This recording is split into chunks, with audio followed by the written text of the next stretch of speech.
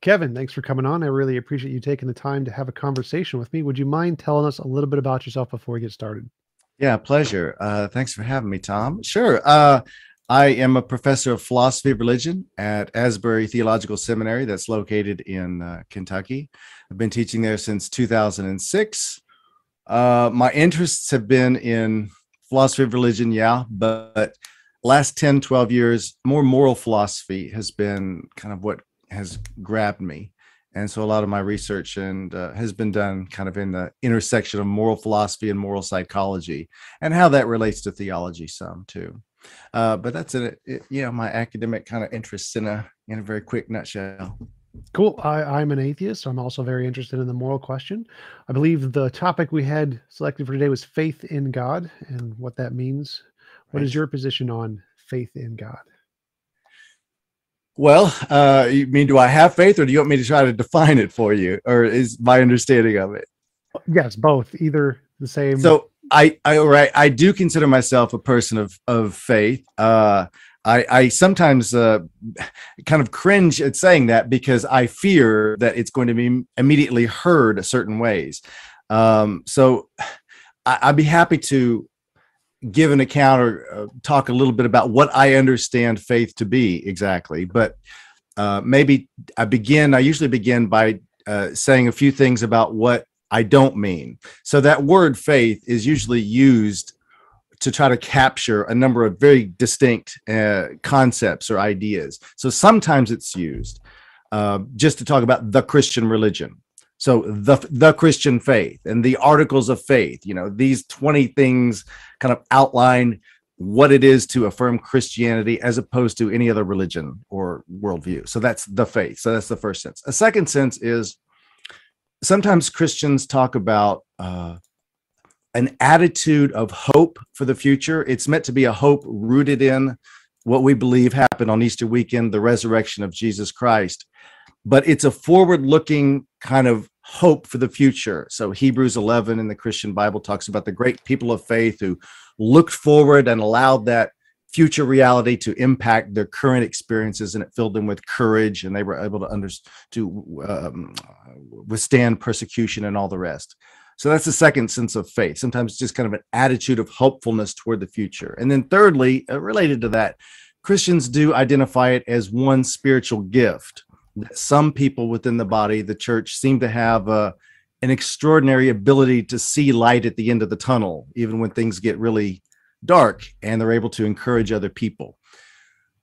So those three senses of faith, I outline them to say that that's not what I'm talking about. Now, these get mixed together all the time, but that's not really what I mean when I say faith. What I've been interested in is the question, and this was my dissertation on largely this question. What is it that a person decides to do when one puts one's faith in God? Say, if I'm a Christian, I put my faith, Tom, I tell you, in Jesus Christ. What does it mean? Like, what do I decide to do when I put my faith in? And Christians have usually seen this as a dividing line, if you will, between those who have a certain kind of positive relationship with God and those who don't. Well, it's those who have put their faith in God. So I've been interested in that question. What is it to put one's faith in God? So I would say that, yes, I've put my faith in God, and we can unpack as long as you want what I think that means and what I think I'm doing when I'm putting my faith in God. Yeah. So do you think that faith is something unique to religious individuals, or is it a more general term? I mean, the atheist definition is usually faith is a belief that goes beyond the evidence of some kind. Yeah, so for me, that's just I absolutely reject that definition of what I'm doing. So what so your original question was, can a non-believer have faith in certain things? Well, yes, you can have allegiances, you can have commitments. I would certainly see faith. I think those are a lot better synonyms for what I think I'm doing when I put my faith in God. Allegiance, commitment, something like that, rather than mere belief. So my whole dissertation largely was, I'm glad you zeroed in on this, because my whole dissertation was trying to resolve what was a dissonance in my mind. And the dissonance was that, uh, just to make it long story short, faith and belief seem to be equated. I was told that we could put our faith in God. We were encouraged to put our faith in God, but I became more and more convinced of philosophical arguments that belief, and we'd have to make some qualifications to this, but belief is involuntary. Like, we find ourselves believing things. It's not the kind of mental state. And again, I'm just going broadly here. We could talk about details and potential exceptions, but it's not the kind of mental state you hold by choosing to hold it. You find yourself believing things. So I was kind of exercised with the question, if belief is involuntary, and if we're all encouraged to put our faith in God, and goodness, if God is going to judge us on whether we put our faith in him, and belief is involuntary, and a belief is a part of faith, if not to be equated with faith, then that seemed to be a huge amount of dissonance in my mind. And I wanted to kind of like come up with my own account of what I thought. Not that I'm inventing the wheel, but I wanted a better account of faith than, mere belief. I just think that's a terrible thing to equate those two for various reasons. I think that, but so what is the difference between faith and belief? Well, so it's harder for me to talk about the commitment of faith in a general term without getting into specifically Christian doctrine of what I think happens when we put our faith in Jesus Christ. So I don't know how much of the theological stuff you want to bring in, Tom. I mean, but generically, I'm much more comfortable with the idea of allegiance, commitment to, we say in Christianity, to a kingdom that we believe Jesus initiated on the events of Easter weekend. He inaugurated this kingdom. And we could talk about what a kingdom is and how I understand that, but it's aligning ourselves, pledging allegiance, if you want to use that phrase, committing ourselves to this way of life, to this kingdom. Kingdoms operate according to certain principles or certain way of life, if you will. So in that sense, that would be a generic, we can make our allegiances, our commitments to certain ways of life. Yeah. In that sense of exercising faith, I would say this is a broad, Christians and non-Christians could exercise it. But that would be how I would understand faith, more of a commitment and allegiance to certain principles, to a certain way of life, to certain goals or purposes. So a lot of the atheist community, specifically Aaron Ra is a big proponent against faith. He says it's the most dishonest position ever, or something along those lines. There's a certain version of the definition of faith that entails these things of, well, I don't need evidence, or even if it goes against the evidence, I can just believe it, or I can believe it despite what else anybody else says, or things along those lines. It seems like an integral part of establishing a definition for a word is how it's used in the common culture. And we could obviously just make up new definitions for any word we want, but is your definition reflective of how it's used in the common culture, or do you have a much more selective usage? Yeah, that's a great point. And I'm not married to the word at all. What I'm interested in is the concept that I think, I'm interested in an account of the decision that I believe God is trying to make, or trying to elicit from all people. The kind of decision that God is inviting people to make, trying to get people to make. In Christianity, in English, we picked out that word usually to just pick one of them with the word faith. I'm not married to that word. There's a kind of a recent book by Matthew Bates, theologian and philosopher, who takes the moniker Salvation by Faith Alone, and the book is titled Salvation by Allegiance Alone.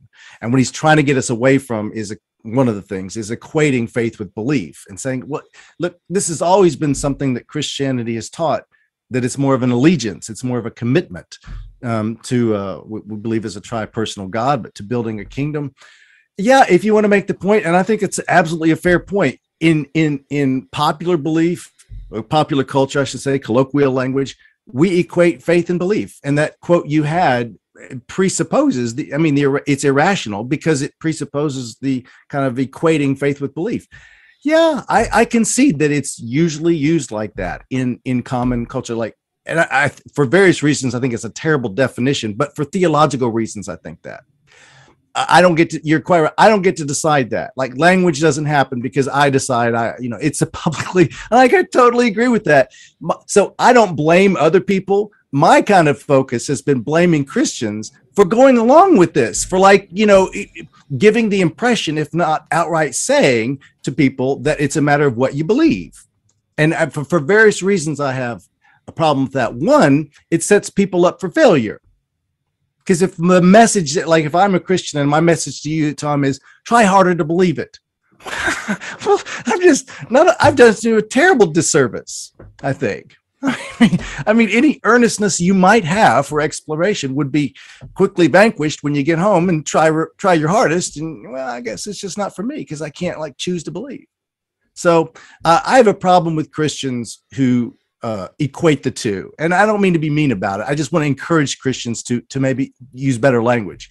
But I don't blame people in the popular culture for equating faith with belief. Yeah, it's usually equated in everyday conversations. Yeah. So it sounds like your definition is essentially like a conviction towards an ideology. Is that an accurate portrayal? Yeah. I mean, and I would say a little bit more active than conviction, because I could be convicted and just be a lazy person or a weak-willed person and never follow through on anything. But allegiance is a good word. Conviction, though, allegiance, faithfulness. I like faithfulness better than faithfulness to a cause or a set of principles, or theologically, I would use the language of the kingdom that I believe Jesus has inaugurated. Yep, that makes sense. So I definitely would agree with, I think your definition is more rational than the typical way it's used in the common culture, because given the typical way, I can understand why atheists have a revulsion to it, because it seems like a scapegoat kind of a definition. You mentioned that we don't. And can I just interrupt you really quickly, Tom, just to say one more thing? Plus, it's an easy answer to those who are in and those who are out, like the good folks and the bad folks. Well, just check what they believe. Yep. Anyway, and I mean, for various reasons, I bristle at that.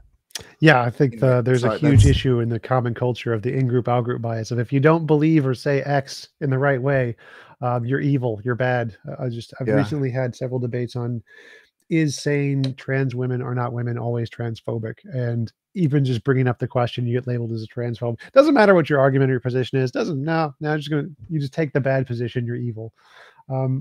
You did bring up the question, do we choose our beliefs versus, and you were contrasting that to faith, as if there's a difference. We don't, or we can choose to have faith in a different way than we choose to have beliefs. Well, I believe that the act of faith is the kind of decision that both that we are capable of making, whereas the act of choosing to believe is not, except in very imaginative scenarios, something that's, one, psychologically difficult, if not impossible, and two, I think there's actually logical problems, except in very kind of outlandish thought experiments. There's logical problems with the idea of choosing to believe something. So yeah, I reject that, but I think I want to reserve a role for the will and for voluntarism in the act of faith. But now we got to do the work of distinguishing the act of faith and belief. So I think there's an account that I would offer of explicit faith in Jesus, but the Christian tradition is, for a long time, 2,000 years, also talked about the possibility of implicit faith. Are some people responding to God without actually forming beliefs about Jesus? So could you implicitly be making a decision for God, or actually responding in some way to Jesus without recognizing it? So those are the kinds of issues that I wanted to explore. Kind of, you got to pick a subject for 4 years of your dissertation. I thought, well, I could, that could keep me exercised for 4 years. I probably would have picked like video games or something, but well, you can go that route too. Whatever keeps your interest is the key thing for 4 years. Yep, that's what's important. So, from a naturalist perspective, beliefs and actions, neither one of those are chosen. They're not like, there's no like. Well, no. Why would actions not be chosen? Well, to us, it's deterministic. It's very determined. You make actions based off of the chemicals acting in your brain, and so any beliefs you have, it's like saying, if I give you a significant amount of evidence that the world is round, you believe the world is round because of the evidence. Your brain is determined that if you're presented with a whatever the evidence is, it will cause the correct things to fire in your brain for you to accept the belief the world is round. And the same thing for action. If you're given the correct inputs, it will cause the action in the same way that the correct inputs will cause the beliefs. And so it seems like there isn't a substantive difference from the secular perspective between us not choosing our beliefs and us not choosing our actions. So what is the difference from your perspective? I'm not a determinist, but I do note that, so I wouldn't take the line I'm now going to offer to you, but I think most determinists, as you know, would still want to affirm free will. It's just that they wouldn't affirm libertarian type free will. They would affirm compatibilism, or some, and that's a broad term, but some version of that. That's obviously compatible.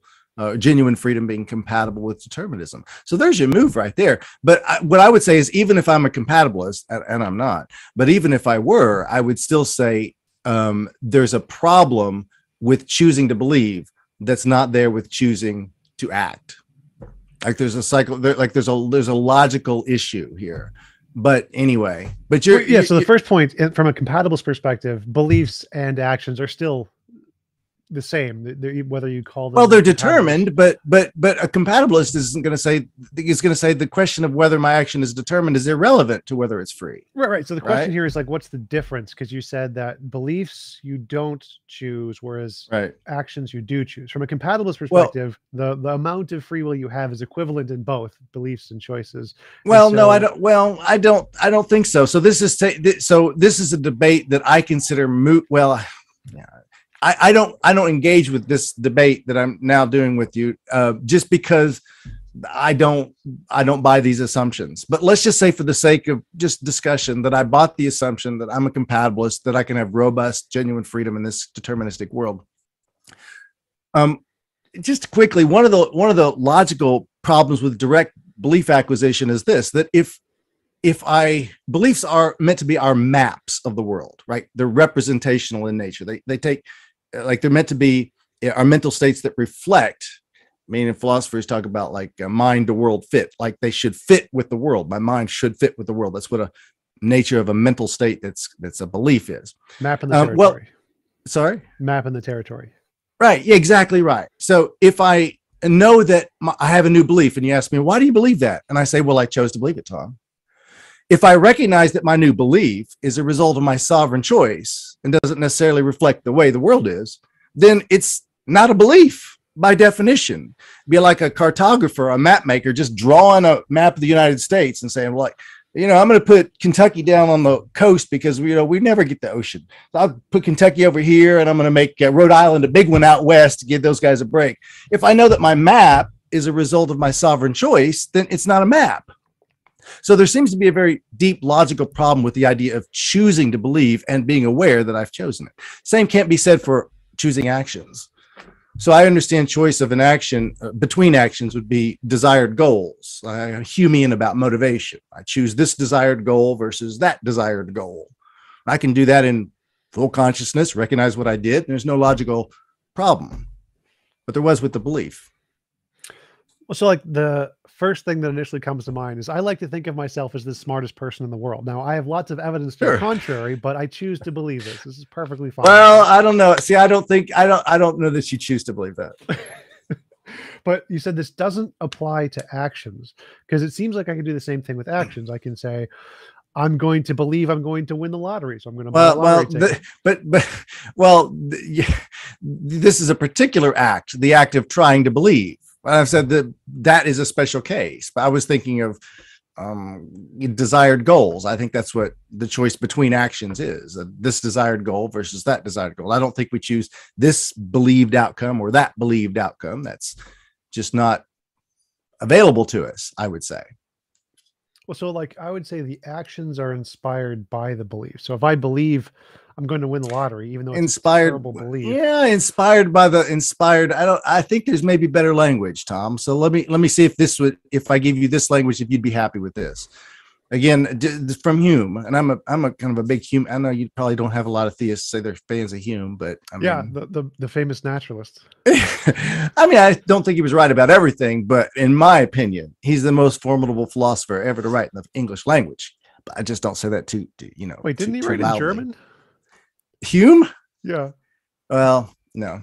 Um, well, here's what a good Humean would say, that desires always do the motivating, right? They incline me. That's what the world, the mind fit. Like when I find that my desires conflict with the world, I don't give them up like beliefs. I am motivated to change the world to make it fit with my desire.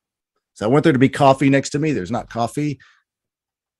I change the world, or at least I'm impelled. I have some move to want to change the world. So desires motivate, beliefs guide our action. That is, beliefs explain why I do this action in an attempt to achieve my desire, rather than that action in an attempt to achieve the desire. So my desire to get to Cincinnati is what motivates me.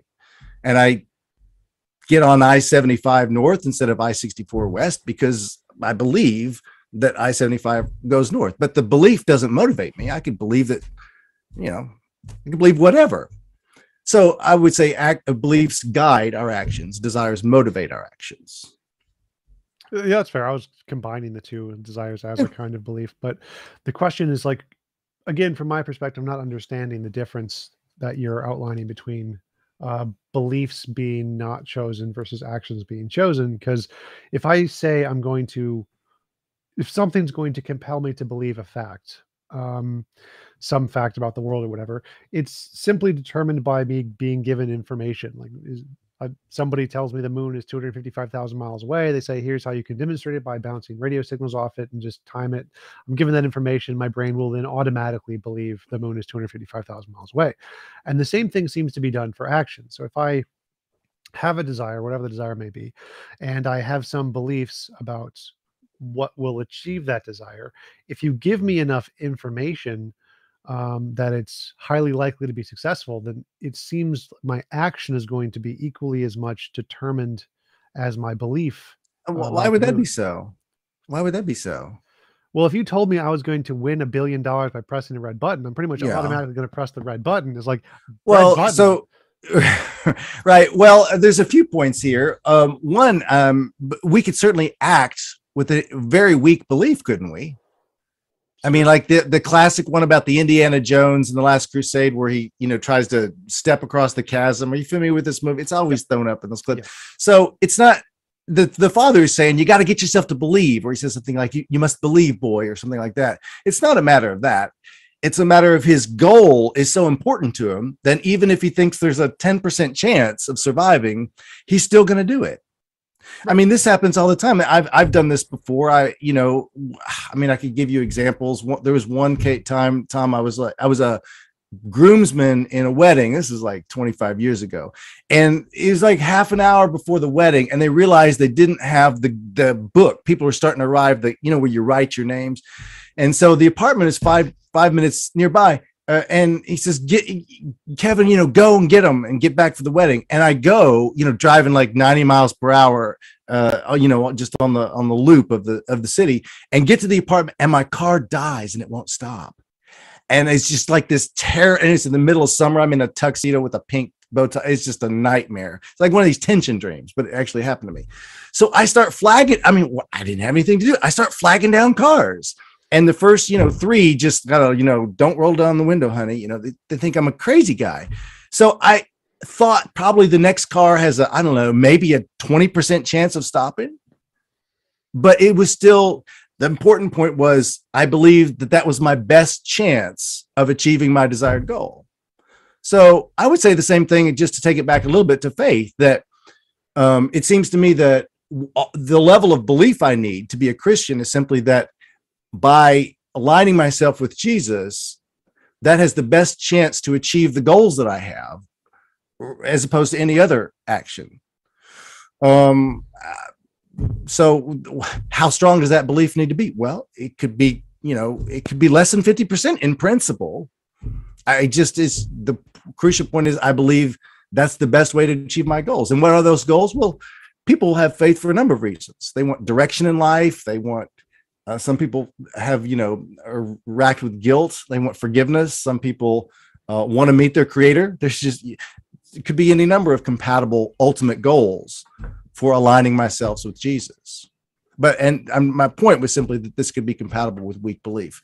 Now I know we're kind of taking it a little bit direction. Your original question was about the freedom bit. It sounded to me though that you're like a libertarian who doesn't think we're free in a deterministic world.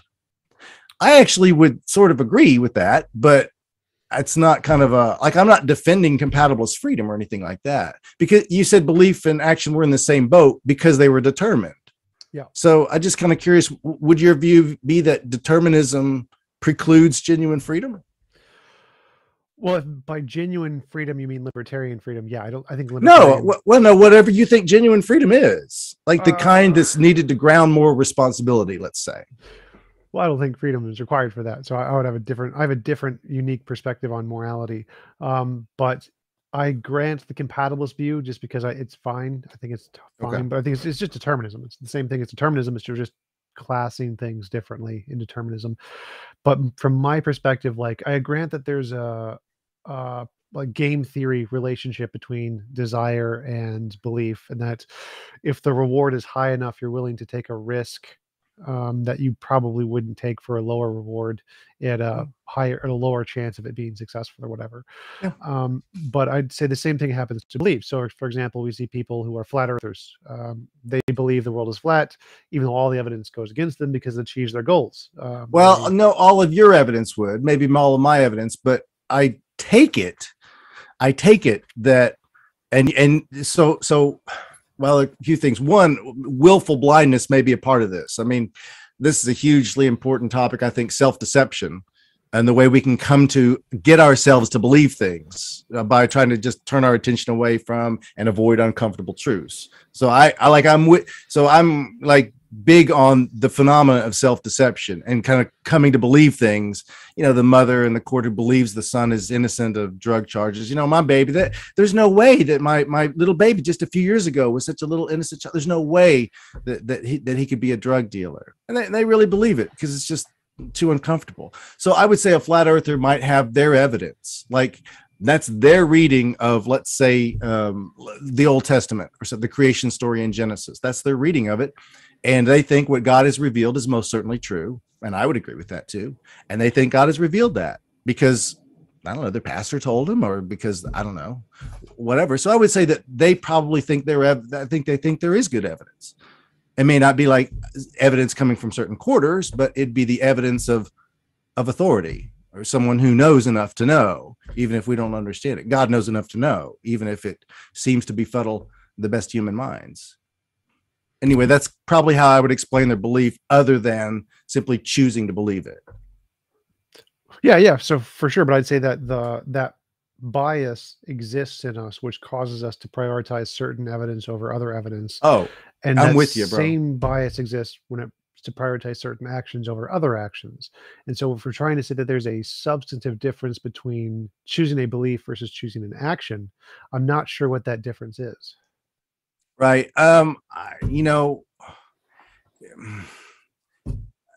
Yeah, we'd have to kind of spell out a lot of, I think, some details here. To prioritize a certain belief, I mean, that's kind of I take it what you mean by that is there's a certain belief that's comfortable to me, and I have a hard time admitting other evidence contrary to that, and I don't want to look at it. And so I'm inclined, and Francis Bacon famously, whatever a person desires to be true, that he more readily believes. I mean, it's like, and this borne out in all kinds of everyday situations. I'm totally with you on that.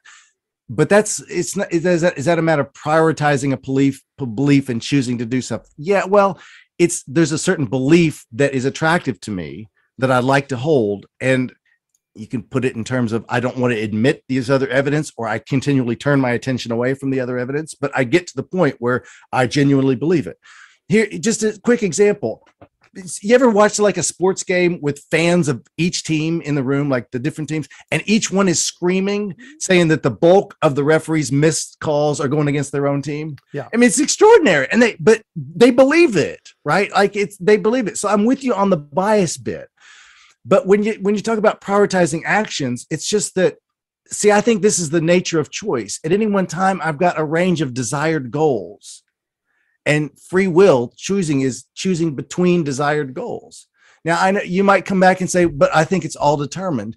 And okay, I mean, this is a different problem than the logical problem of believing and realizing I've chosen to believe it. It's a different kind of problem, but I would, my personal opinion is determinism would undermine genuine freedom. Most naturalists don't believe that, but they tend to be compatibilists, as you've noted. But anyway. Yeah, well, we've gone on. I've got 7 minutes left because I don't have Pro of Zoom. So when it ends, I'll just send you another link. Okay. Email it to you. Okay.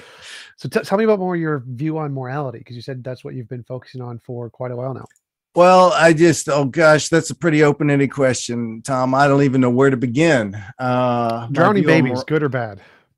I'm sorry, did you say drowning babies? Yeah, drowning babies, is that good or bad? Morally good or bad? I would say that it's bad. It's bad for the babies, and certainly bad, period. I don't know where to begin. I am a welfarist. There are many people who think that beyond what's good and bad for people, there's just intrinsic goodness, like irreducible goodness as a property. I'm a reductionist about that. I don't believe that. In my personal opinion, I don't think that property, the property of goodness simpliciter, features in our best explanation of the world. But that's a kind of a, I tend to be metaphysically like in normative properties, very much a reductionist about these things.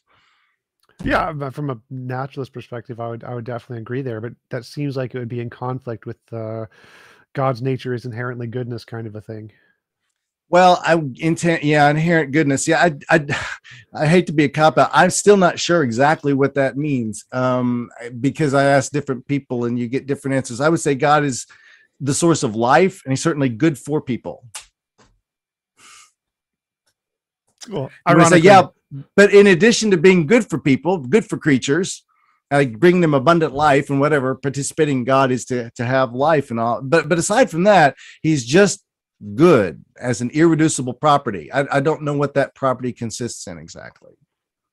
Yeah, I would totally agree. I think like the way I like to phrase it is I ask, like, is something good because we ought to do it, or ought we do it because it's good, to try and outline that whatever morality or whatever goodness is, there has to be some set of properties that like make it up, identify what goodness is. And just saying that there is goodness in and of itself isn't really a meaningful statement. Yeah, this is taking us a little bit away, but here's the way I like to think about this, Tom, is that there's two kinds of thought experiments, and I think you just got to say to yourself, which one is more intuitively compelling? So the first is that if someone destroyed a beautiful Rembrandt painting or something, it was beautiful, it would be bad for people. People wouldn't get to enjoy it, future generations. But beyond that, it would be just plain bad. Something inherently beautiful, objectively beautiful, would be destroyed. And some people just find that intuitively compelling. The other thought experiment is, and so Robert Adams and others puts forward thought experiments like that. Who is the guy? Wayne Sumner puts forward this one, though. If you were to tell me that this world A, is better than world B, but you couldn't tell me any sentient creature who can experience a well-being. So like Thomas Nagel's, what's it like to be a bat? Someone that can experience their life as going well for them or poorly for them. You can't name me any person, any creature, any being in world B whose life as they live it, as they experience it, is any worse than in world A. I'm at a loss to see why I should prefer world A to world B.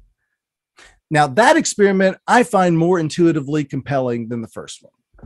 So I tend to be very much a welfarist. Something's only good if it's good for someone. Yeah, I totally agree. I think those are really good examples. How would you measure what is good for someone? What do you think is the criterion to establish one world is objectively better than another one? This is where I want to put objectivity and morality. I think there are truths to how humans flourish. I think we have cues and clues of it all around. For me, the Christian description of perfected relationships is largely what compels me to be a Christian. The way that we enter into these perfected relationships, that they have to be based on truth, a shared narrative together about exactly what we've done to each other, for each other, good or bad. They're only entered into through self-giving love. When you have this mutually self-giving love, it's the only way that a range of potential defeaters to a perfected relationship, resentment, jealousy, all these other things, And Christianity, for me, Jesus in his teachings paints a picture of those perfected relationships that I find more compelling than any other kind of picture of human perfected nature that I've ever read. And so that compels me, if I were to say just in one sentence, that compels me to be a Christian. The vision that I think Jesus gave us of how his kingdom is built, the kinds of perfected relationships. But I do think there's a truth to how we flourish. I mean, we all have individual differences. Maybe you do it through poetry, that brings, and maybe I kind of, I do not do poetry. I'm not. Well, then we're pick a different example. But dare you you know what I mean? My honor. There's a lot of individual, ways that I might flourish, but I think there's some important commonalities having to do with love, self-giving, this kind of thing. And so I would say something is objectively good if it is in fact good for someone. And I can be mistaken about what's good for me. Clearly, I mean, the old adage, be careful what you wish for. We can certainly be, but that's an epistemic matter, of course. And then the question is, how do we find out about this good life, the good life, and what is possible? Is it possible that there could be a God and a heaven and all this kind of thing? Or maybe we have to settle for something a lot less. But I think that would be, for me, the important question. How do people flourish? Or sentient creatures? Now, I don't want to just confine it to humans. I mean, any person who has a well-being, who can experience their life going well or not well for them. That's what I think is fundamental to morality. Yeah, I would definitely agree there. And I would say that given any definition we come up with whatever flourishing and well-being are, it seems in conflict with a lot of the things in the Bible if we take it literally, like world flood, global flood, Sodom and Gomorrah, turning people to salt, those kind of things. And it seems on the surface, I would agree with you. I think a deeper dive, I'm not. If I were convinced of that, I certainly wouldn't be a Christian. Right, that's why I'm not. Because of the Old Testament stuff? Well, because of, it seems, if there was a perfectly good being who could maximize well-being, maximize happiness or whatever, right, it seems like there are clearly logically possible worlds to achieve any possible greater good without having murder, rape, child cancer, etc. We just pick any bad we want and we can get rid of that. And it seems like there's always going to be a logically possible world where you can have all of the positive benefits of well-being without child cancer. And if that's the case, then it seems necessarily that either whatever the reason is, it has to be beyond human comprehension. So just beyond a logically possible world, which just seems ridiculous. Or God must not be all powerful, ability to do anything logically possible.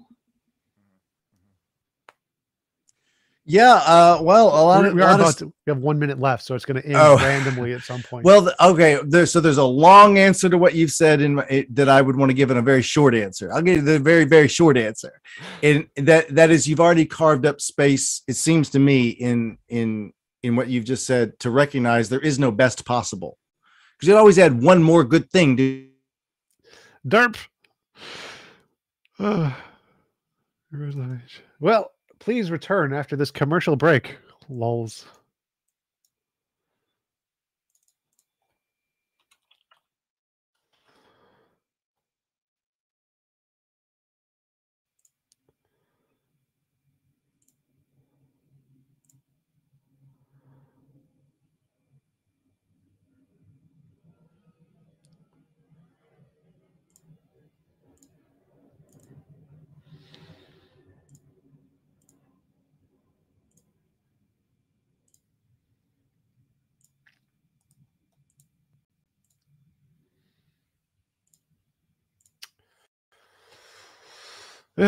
Zoom is dumb. 40 minutes limit on a conversation is very dumb.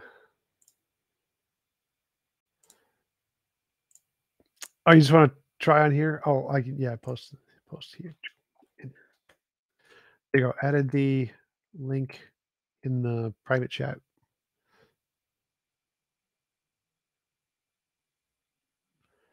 You see it? Can Kevin? Is my audio? Yeah, it is. Participants admit. There we go. There you go. Got it. Yeah, I had to get on. Oh, okay. I had to get the pro because it was so annoying. I know it's so annoying. Yep. The 40-minute things. Yeah. I just bite the bullet on that one. Yep. All right. So we were talking about morality, and you said that there is no best possible world. Now that I disagree with. That I definitely disagree with. Really? Yes. Well, if you think you've identified, like the best one, it wouldn't. I mean, you said I thought you had just said that, like, logically possible. I thought you just said it would always be logically possible to, to do one better. I mean, to add one more flourishing creature to it, or one more No. good encounter, So something like my that, to argument make it better. was that there's always going to be a logically possible world to have any possible greater good, free will, maximal flourishing, whatever, without some kind of negative consequence. So, like, typically Christians will argue that, well, God has some greater good, some reason to allow child cancer or whatever. Mm-hmm. And if there is a logically possible world to have whatever that greater good is without the child cancer, well, then okay, it must not be a Mm-hmm. reason. Mm-hmm. And so my argument isn't that adding one extra flourishing unit is possible. My argument is that the negative consequences are not required. Well, That is it's the right. So I can't talk. The problem of evil is just way too big for us to, like. We do a 13-week course as one of the courses I teach, and I just can't pretend to do it justice. And not that it would convince you or anything, but just like to give a robust account of what I think is helpful for me, at least. I couldn't even summarize it in 10 minutes. But just as a brief question, I suppose I'd ask, how good does it need to be consistent with God's goodness? no For people like my involuntary. life right now, I'm glad I live it. It's not perfect, but I'm really glad to have lived it. But I recognize some people, might have a retching disease and die at the age of 2 after 2 years of pain. And maybe you think, well, that's clearly not worth it. How good does, like, everyone's life need to be, or at least possibly be, with their good decisions, to be consistent with God's goodness? Yeah, I would say there would only need to fit one principle, and that would be all wills that exist. There would be no involuntary imposition of will. It meets that criteria, and then you have. No involuntary imposition of will. Yep. I'm sorry. I don't think I follow.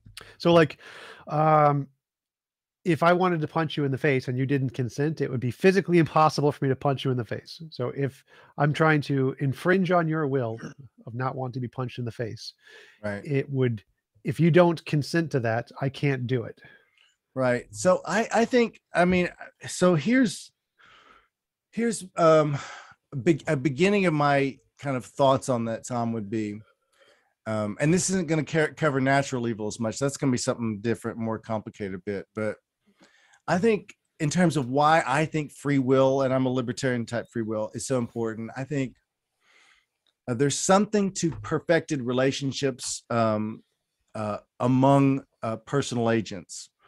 There's a certain kind of dynamic where we both, as partial ultimate causes, like where the buck stops here, like not a deterministic chain, but that you, Tom, as a irreducible agent, are partially the cause of your own actions. So you got influences, you got DNA, all that stuff, influences, yeah, but you contributed something to this pie that we're building together. And so for me, the vision of perfected relationships includes looking at each other for eternity and kind of, what did you contribute to this pie? What did I contribute? There's a certain dynamic when creative agents contribute something. It's bigger than just me and bigger than you. It's something we did together. So I think we need the power to be ultimate partial causes of our actions, which is libertarian freedom, to each contribute as a bona fide personal agent to the perfected relationships that, in my belief, we can possibly enjoy for eternity. So that for me is why freedom is so important. But of course, what you've just said is that I wouldn't have freedom, because I would understand. Well, if I get stopped every time I can't choose how I relate to you. Correct. So this doesn't mean that you are physically stopped. One possibility would mean, like, I am become like a ghost, non-physical being. So you can do the punchy action as much as you'd like. It's just not going to hit me. So there. Well, no, I can't meaningfully choose how I'm going to relate to you. Well, I don't know what that means. So, like, well, I relate to you positively or negatively. I mean, seems to me to be a candidate for these kind of interpersonal perfected relationships. I got to be a personal agent making self-determinative decisions. Well, about what? About what soda to drink? No, about how I'm going to relate to you, to God, and to other people. Wait, so I'm That just lost on the disconnect here. So like I can be mean to you. I can say mean words to you, like on a like over a computer, for example. well, that might All of bother me more than punching, but go no, ahead. that's fine. That part's okay. So as long as I can't infringe on yourself or your property, I can do whatever I want with myself and my property. That's fine. So, but if, for example, we could in this world, we have the option of making the world exactly like Earth we have today. And the only difference is that the only people who can enter this world have to do it voluntarily. They have to consent to being here. So all of the possible interactions we have in this exact world are possible in the world I'm describing. The only difference is people have to consent to be here. And To be so here. it seems like So you give so the idea is you give people a snapshot of what like counterfactual knowledge of what the world would be like if they were in it, and allow them to make a decision whether to be in it. Is yeah, that give them like a like what trailer. You give like a trailer of this is what Earth is like with it well cancer. is that the idea? Sort of, yeah. So it's like Okay. people have access to the knowledge to know what the world is like, and they can consent to like have a disclaimer, one of the like 5 million page things that the cell phone companies give you when you accept a phone, like check mark if you agree and you'd like to be here, or go to different company. And so the same thing would apply to possible worlds in this case, where you can say, I would like to be a part of the one as God designed it, exactly how God designed it, or be like, I'm going to go with the one without the child cancer and the murder. Those, yeah, I can deal without those. I'm good without those. And Mhm. so, in this possible world, all such interactions that can happen in this world can happen in that world. But the second thing is that you bring up this argument that there needs to be some kind of an interactivity between people for it to be a meaningful relationship. Well, of Um, a certain kind, yeah. I mean, I can have a well, meaningful relationship with my cat, but it's of a different kind. we'll say, But could you yeah, have a meaningful relationship with Stephen Hawking, paraplegic? He literally sure, is incapable of punching you in the face, no matter what he does. He can't do it. He's sure. physically incapable, but that doesn't mean you can't have a meaningful relationship with him. And so the same thing would essentially apply in this world, that we are all equally as capable as a paraplegic to punch someone else in the face who doesn't consent to it. But But that doesn't seem to infringe on the ability to have meaningful relationships in any way. this seems a little. I mean, my to my ears, it seems a bit oddly arbitrary about what's harm. I mean, I think a lot of people, their deepest harms don't come from being punched. Their deepest harms come from being rejected, come from being um not like told, Oh, right. And I agree with you. We can keep all of those things as possible. But I'm saying, you asked what is the minimum requirement for a world to meet the standard of what a perfect being would create. The minimum requirement would be no involuntary imposition of will. And then if you voluntarily choose to be in a emotional relationship with someone else and they reject you, that is their prerogative. They have that will, and you have your will, and you don't have rights over their will. And so, if they reject you and you feel pain from that, that is okay. It is not. This world doesn't eliminate all pain and suffering. It's only the involuntary will interaction kind. So, if you want to just turn off pain and suffering in your brain, okay, fine, go for it. But you can keep it on, and you can enter into agreements, and you can experience all of the suffering that this world has to offer if you choose to. But so it offers the capability to have all of the kinds of genuine relationships if you choose to. right. And so it doesn't seem like So it causes that problem of so limiting yeah. relationships. So right, right. So I can't really my intuition, and it's not just an intuition, but my initial thought, which just it's, I don't think have time for this. It's thoughtful, like what you're saying. I like the scenario. I mean, I like this is the kind of thing that I would wrestle. Like, why didn't Hume does this too? I mean, I've already admitted being a fan of Hume. Why couldn't God have done this? This would be better without, there's not any greater good necessarily connected to it.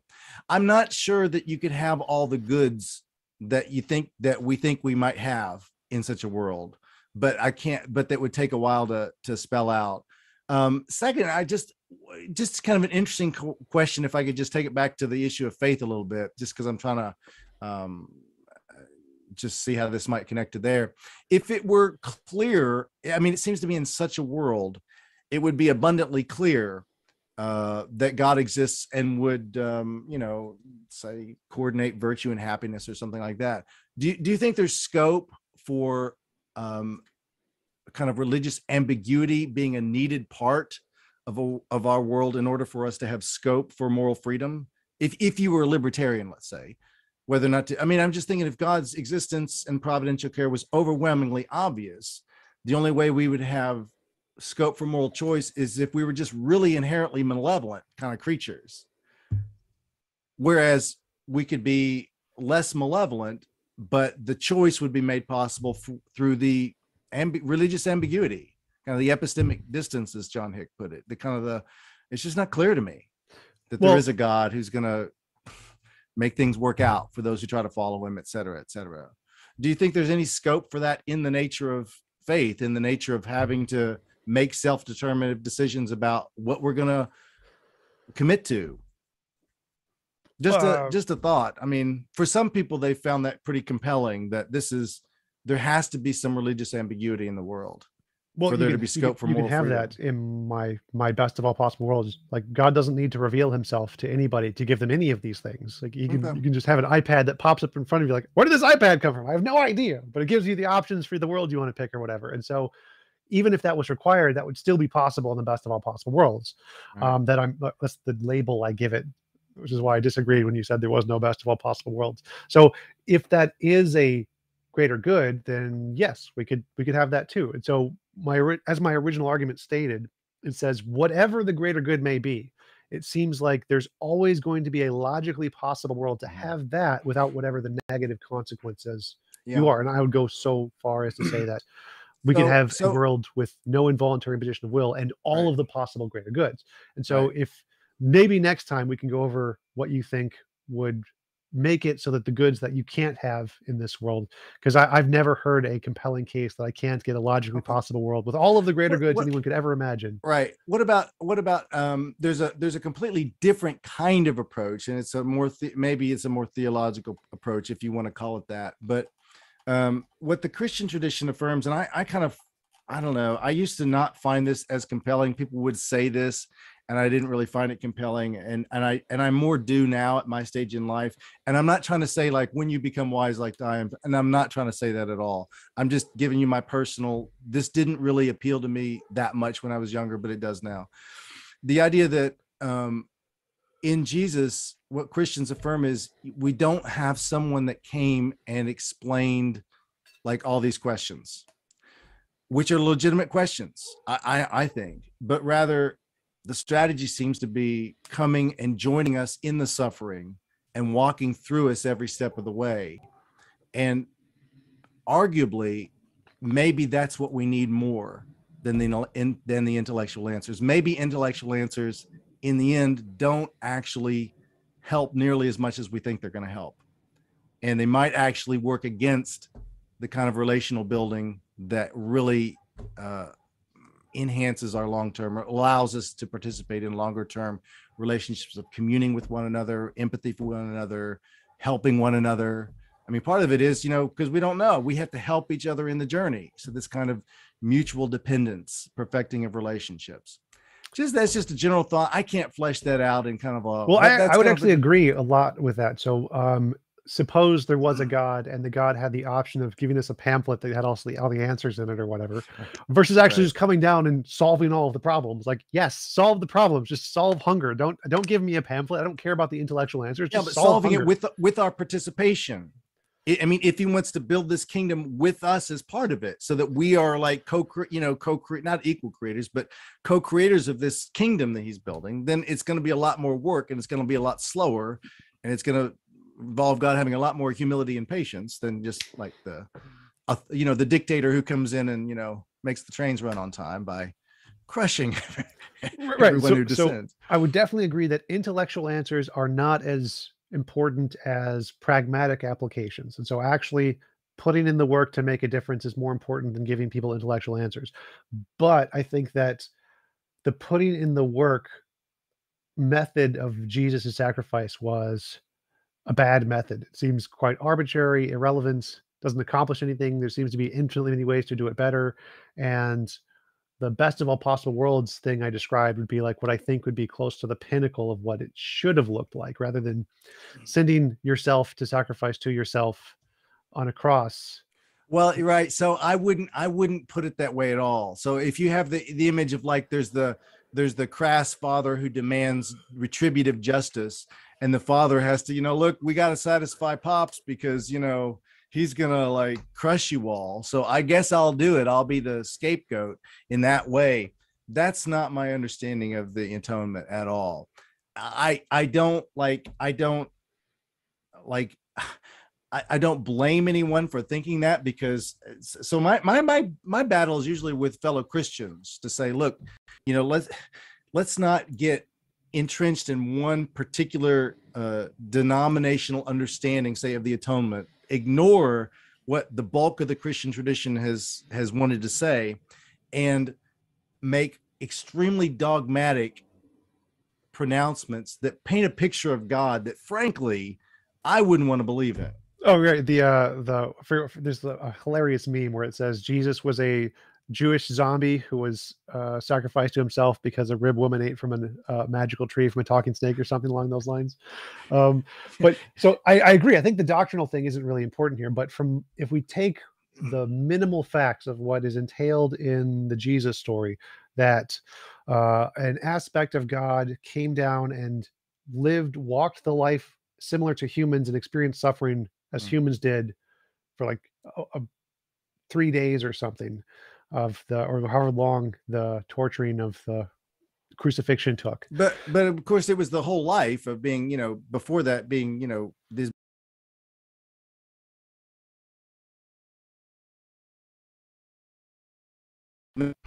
I can hear you. Oh, okay, one sec. Yes, sorry about that. My computer did a little update thingy. It's like, go away. It happens. Freaking Microsoft updates. But yeah. So Jesus being an aspect of God coming down to a world to experience a life like humans. Mm-hmm. To me, this seems like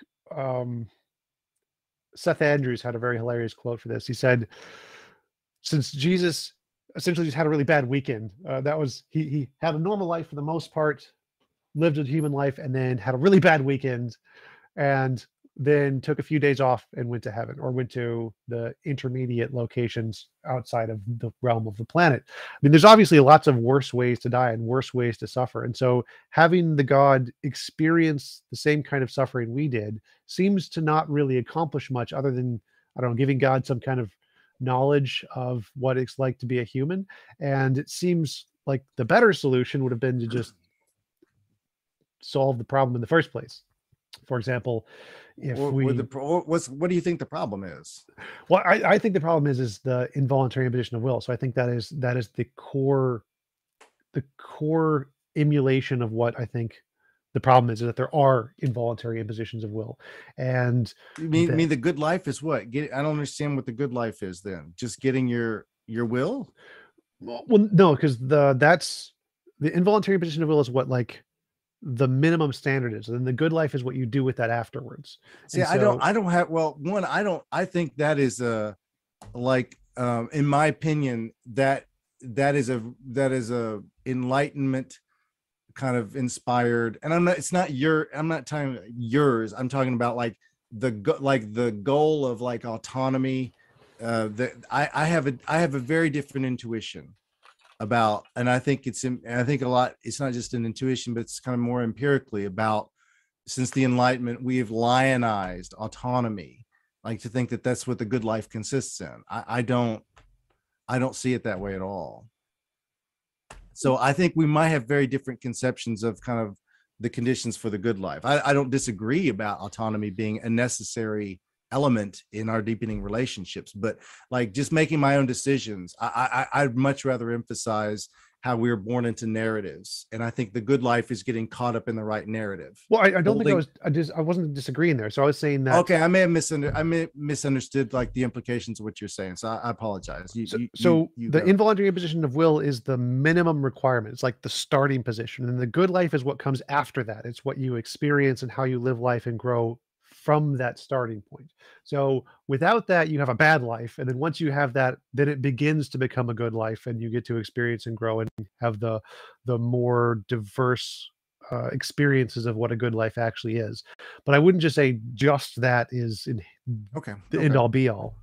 Okay. Would you, I mean, in my kind of picture of the perfected relationships, it becomes psychologically impossible for us to harm each other. So, I come to you and I nudge you if we're in a community of perfected relationships and I say, let's leave out Jill and watch her squirm. You would say, there's nothing, it's like trying to tempt a healthy mother to harm a newborn. It's just psychologically impossible.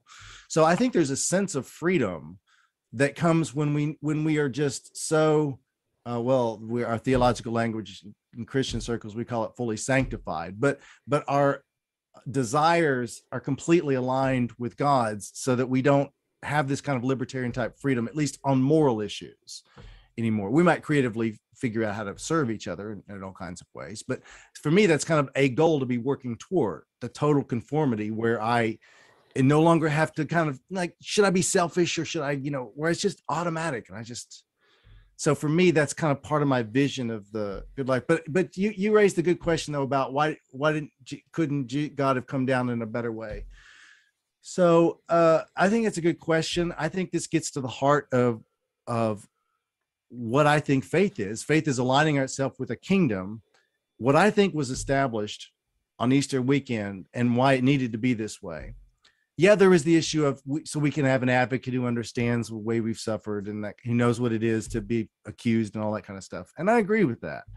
But I think fundamentally what happens is God takes on the full effects of our misdeeds, frankly. And this is why I think the cross is so important, because it's only in the cross that I think we fully see the full implications of like the small stuff we do, like lack of moral courage, jealousy, slander, that kind of thing. That is what led a group of people to think it a good thing to crucify what we believe the one like person who had never had any misdeeds. That's the effect of my jealousy when I'm, jealous of people, or I lack moral courage. It's that. So for me, one of the huge reasons the cross is important is because we see fully the truth about who we are and what we've done to others and God, and what God is willing to do for us. So perfected relationships they got to be built on a truth, like the full truth of who we are and what we've done to one another. So that's one reason I see the cross is really important. Another is that I think in the cross, Jesus did take on the full effects of all those misdeeds and established a kingdom, a set of principles that now death and no other worldly power can come against. And I think what we see then is that true kingdom power is not coercive power, it's loving creativity.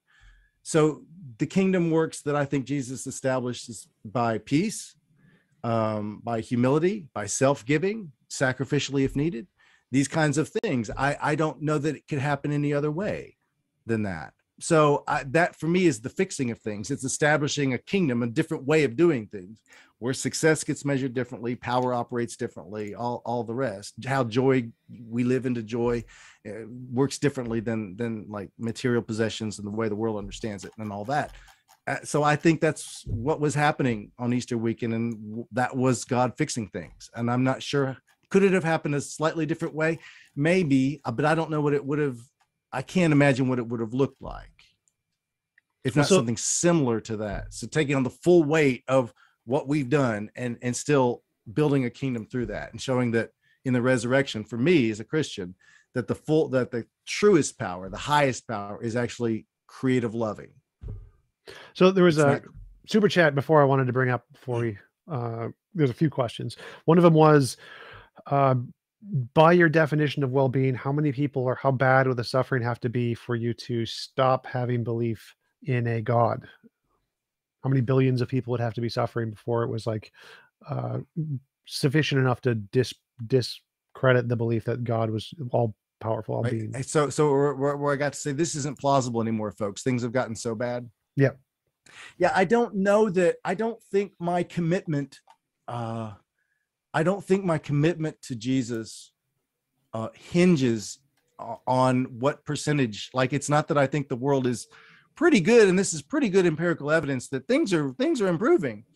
I think there's a vision of the good life that is compelling to me. And going back to the how firmly do I have to believe it?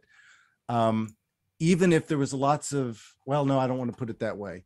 I think what I'd say is I probably would find a way to justify that in terms of the nature of human sin, the nature of what we do. I don't know that I'd go around saying, yeah, this is exactly what we should expect. But nevertheless, I don't think I would count it as really conclusive evidence, because I don't think it's the kind of evidence that for me determines my commitment, my allegiance. It's not based on empirically what I see. I think there are theological reasons to think the world is getting better, and I think there are theological reasons to think the world's not getting better. And I don't know, like, if you ask me, is the world going to be better in 100 years from now? I hope. I don't think I have a firm belief about that. I mean, I see a lot of great things going on, like there's floods in Kentucky where I live right now, and people are at That's one of the great things that there's great things, and there's floods in Kentucky. No, what I mean, yeah, what the great thing is that people are outside all the supermarkets, collecting all this water and doing all this stuff. And it's like, I wish we could do this more when things weren't quite so bad, but it's great to see the camaraderie and people come together about this. That's great. And that gives me optimism. But then I turn on the news. I don't really watch the news anymore. And then I just get incredibly depressed, bro. I mean, I just like the world. I think the way that God is building his kingdom is in a different way than simply that can be observed as simply like empirically looking at the world, how much suffering there is. Like, I'm not saying that's irrelevant at all. I think God cares deeply about it, and I do too. But my understanding of the way that Jesus is building his kingdom and why I think he is building his kingdom, why I'm a Christian, doesn't really hinge on the empirical numbers of people suffering. I'm not saying it's not important. That's not what I'm saying at all. I'm just saying that's not why I have allegiance to Jesus. Gotcha. Geoff asks, why was it necessary for Jesus to take on the misdeeds of humans? The misdeeds of it. Yeah. So this is a very, I don't want to say misunderstood, because I don't want to sound like I've got the answers, and y'all need to stop listening to some terrible presentations of the gospel. But there's a little part of me that wants to emphasize that just because you hear one articulation of the doctrine of the incarnation and atonement, just please know that the Christian tradition is very broad, and there's a lot of rich resources, and there's in my personal opinion, a lot of really poor resources. So did Jesus take on our sins? If you mean it like the scapegoating, like he became, I know there's hymns like he became sin. If you mean like he somehow, and this, like, I don't know the metaphysics of this, but he literally became guilty because of our sins, I'm going to say, I don't understand what that means. Now, I know colloquially, you may have heard Christians say like he became sin and all this. I'm not comfortable with that metaphysics at all. I don't think you see that in the bulk of the tradition at all historically. Here's what I would say. He took on the full weight of the effects of our sin. This is where lack of courage, this is where control issues, this is where resentment and jealousy lead us, and giving authority to worldly powers is included in that. Powers to coerce, and this just the bad stuff of human beings. I mean, just to put it bluntly, I think he takes on the full weight of that, and still is able to establish a kingdom. So I think the crucifixion, it's not that Jesus died for our sins and he was rewarded with like the glory of being Lord of this kingdom. I think that is the inauguration. That is him becoming Lord. Self-sacrificial, self-giving love as the highest power. I mean, C.S. Lewis talks a little bit about this in the Chronicles of Narnia, about how they kill Aslan and they don't understand how he's risen from the dead. And his response is something like, well, the White Witch knew about this magic, but there's a deeper magic. That's just a kid's way, I think, of putting it. The real power is the power of creative love.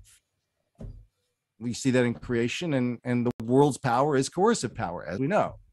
And so there's a triumph over creative love, self-giving over coercive power. So took on our sin, the effects of our sin. Did he become guilty? Like literally become guilty because of our sin? I'm going to say, I don't know what that means. I can't imagine what that would mean, even though I confess that we Christians have often given that impression that that's what was happening.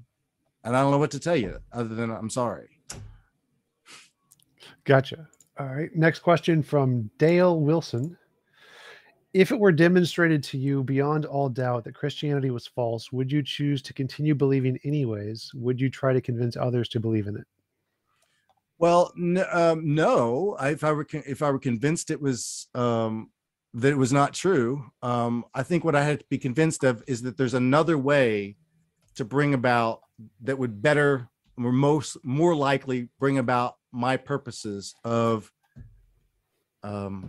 I think I've got the same broad purposes as probably you do, Tom, about wanting the world, wanting people to flourish. Sounds like you're a welfarist, like I am, Sure. wanting people to flourish. And animals too. I don't mean to just, be just a human thing. If I Animals are people too. If I became convinced that there was a better way, then I would, I suppose, abandon Christianity. I can't see that happening, but I don't typically go around and encourage people to believe. What I would want to do is encourage people to take steps that, in my view, they're responding to the Holy Spirit. So this is a Trinitarian thing where my understanding of the Trinity is that the work of the Holy Spirit is always to prompt us whenever we have an idea of do something good, do something helpful. It's always the Holy Spirit, in my view, prompting us. And the Holy Spirit prompts us to do one thing only, and that's join Jesus in the kingdom that he's building already. So when I feel led to pray for someone, because Jesus is already praying, led to help someone, Jesus is already at work in their lives trying to help them. It's kind of the initiator, the mediator. I'm interested in having people turn to Jesus. And if they don't have explicit beliefs, then I would encourage them to do things that I think are kind of implicit decisions for him. Like they wouldn't recognize it as responding to the Holy Spirit, but I think that's what's happening. I'm much more optimistic about a person that I think is responding well to their moral intuitions, which I think is the voice of the Spirit, than I am to someone who says all the right things, believes all the right things. But you look at their life and it's like, you're a total scoundrel, or you're just like unbelievably selfish. I think the first person is closer to the kingdom, in my view. Gotcha. But yeah, if I became convinced there was a better way and Christianity was demonstrably false, I don't know what would demonstrably falsify it for me. But yeah, if I became convinced, then I would have to say, well, our goals of trying to help people flourish can't be accomplished this way. Let's try to see what's next in line. Sure. Makes sense. That's a great answer, actually. I really appreciate that. Bjorn asks, can you imagine love without Jesus? Yes, I can. But goodness, it sure helps. And it sure gives me a much deeper model and understanding of the kinds of things that can be loving than I would have otherwise had. And it makes me aware of the ways that, my sometimes good actions are, frankly, because they're comfortable to me. I mean, it's easy to help someone who's, just as easy example, it's easy to help someone who's really, really nice. The challenge is helping someone who's really annoying or who's slandered you or something like that. And so in Jesus, you got this person who's reaching out, continually giving to people who have their backs to him. And that for me isn't a huge challenge. It expands my understanding of love. It makes me realize that when I think I'm being loving, maybe I'm just kind of like, I'm doing it because it's not that uncomfortable to me. So can I imagine it without Jesus? Yes, but it's rather impoverished understanding of love without my understanding of the model of Jesus. Gotcha. Question from Vlad the Stoner from Twitch. Appreciate the Twitch follows as always. What are your beliefs on how old the Earth is? 14 billion years or so. I mean, I think the creation story is, I don't think they're trying to answer the question, how old is the Earth? I don't think they're trying to answer I know they're not trying to answer the question of whether God did it or whether it's naturalistic. It's just not the questions they're trying to answer. I mean, we talk about what were they trying to answer. You got to think about the worldviews of the ancient Near East. And that's where you begin to have an answer to what they were trying to communicate in the creation stories. I think it's more like 4.5 billion. I think 13 is the universe. 14 is the universe. Oh, sorry. Was it? Oh, sorry. Earth. Did he say the Earth? Yep. Oh, right. Sorry. Yes. Then yes, your answer. Sorry about that. Question from Rage of the Machine. isn't having so many different doctrines a strike against Christianity being a message from God? Yeah, it's a good thought. That's a really good thought. Uh, not necessarily in my view. I mean, I certainly see the kind of the pull of that. Like I think that there's something to be said for that. I think there's although also something to be said for the incredible ability of people to run with the narrative and for various less than perfectly motivated reasons, run with certain angles of it because they like to control, because there's a certain picture of God, say, as a vengeful thing that kind of, aligns with what I like. I like to see people get theirs, buddy. And, I like a God who does that, who's going to kind of, defeat my enemies through coercion like that. So when you look at the various ways that humans can fall short, from that perspective, it's maybe no wonder. Plus our limited epistemic capacities. There is this kind of thing where I think a lot of theological divisions are because, like, I have an authentic experience, let's say, Tom, or at least it seems authentic to me. I hear your testimony. It's different than mine. Now, I know mine was authentic, so I'm a little suspicious of yours. There's a lot of that dynamic, I think, in history and going on today. And so from that perspective, it's a less than perfected, motivations. And maybe it's not that surprising, but I'm not trying to poo-poo the original comment. Yeah, from a certain perspective, you'd think, but then again, I look at humans around me and myself. Well, I'm not trying to exclude myself, and I think, well, Gotcha. All right. Question from Charles and Solo. Thank you for the super chat. Was Jesus the God of the Old Testament, or was that a different God? And why do Christians try to separate the two? Yeah, well, really quickly. So we Christians believe that the full revelation came in Jesus, and we know about it largely through written texts. Contrast that with the Islamic vision of the full revelation being a divine, a text received from above, and we know about it largely through a person, Muhammad, who wrote it down. So the full revelation, just to be quick, came in Jesus. In my affirmation, in my belief, everything in the Old Testament is a progressive revelation. I mean, how do you reveal yourself to people who think the gods want the oldest child always killed sacrificially, who think morality in marriage is a matter of confining your prostitution activity to the temple? Like that was a thing in the ancient Near East. So how do you reveal the perfected self-giving love of Jesus to humanity? You got to do it progressively. And I don't have time to talk about progressive revelation and all the themes in it. But what I'd quickly say is the full revelation is Jesus. That is the lens through which you have to understand every Old Testament passage. If I don't understand how this particular old passage is God trying to get people prepared so that they can understand the self-giving love, peaceable message of Jesus, then what that means is I don't understand that particular passage of the Old Testament. Now, I know you say, well, how do you possibly be reconciled? So I wrote a little book on divine wrath, like these outpourings of wrath. That's one of many topics you'd have to wrestle with in the Old Testament. It's way beyond the purview of us here, but that's what I would say. The full revelation is Jesus. Christians always affirm that's the lens through which you've got to read everything else. Gotcha.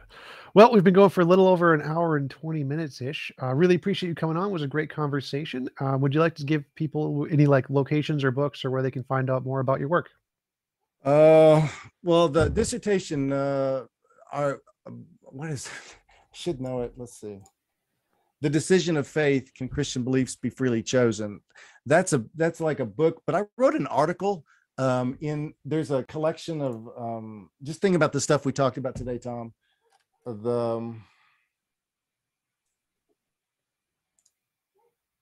Sorry, it's somewhere on my shelf. I just can't see it. I think it's called The New Theists, like the New Atheists, something like The New Theists. I have an article, but what about the fate of the good person? Like, the good persons. And I talk about implicit faith. Like, what about non-believers? What kind of faith, if any, could they have? And I actually think they can have a kind of faith. Gotcha. That falls short of explicit, but they can establish some kind of positive relationship with God. So that article, Zoom is about to crash on us again. So okay, thanks again for coming. Really appreciate it, and hope you have a wonderful. Oh well, it ended right at the end. It's close enough.